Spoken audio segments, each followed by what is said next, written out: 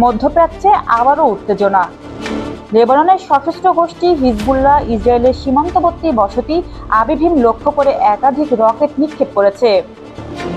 রোববার ৩ মে এই হামলার তথ্য নিশ্চিত করেছে ইসরায়েলি প্রতিরক্ষা বাহিনী। বাহিনীটি জানায়, নিক্ষিপ্ত রকেটগুলোর মধ্যে একটি প্রতিহত করা সম্ভব হয়েছে, তবে বাকিগুলো কোথায় আঘাত হেনেছে তা এখনও নিরূপণ করা হচ্ছে। এ ঘটনায় এখন পর্যন্ত কোনো হতাহতের খবর পাওয়া যায়নি। ইসরায়েলি সেনাবাহিনীর দাবি, এটি হিজবুল্লাহর পক্ষ থেকে যুদ্ধবিরতি স্পষ্ট লঙ্ঘন। তবে এই সংঘাতের পেছনে রয়েছে সাম্প্রতিক বড় ভূ রাজনৈতিক উত্তেজনা। গত ২৮ ফেব্রুয়ারি যুক্তরাষ্ট্র ও ইসরায়েল যৌথভাবে ইরানে হামলা চালায়।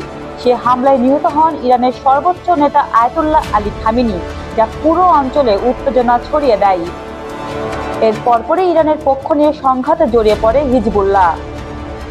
পরবর্তীতে ৮ এপ্রিল ইরান ও যুক্তরাষ্ট্রের মধ্যে যুদ্ধবিরতি হলেও লেবানন সীমান্তের সংঘাত পুরোপুরি থামেনি।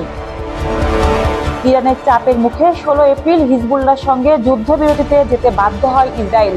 তবে অভিযোগ রয়েছে, এরপরও দক্ষিণ লেবাননে অভিযান চালিয়ে যাচ্ছে ইসরায়েলি বাহিনী।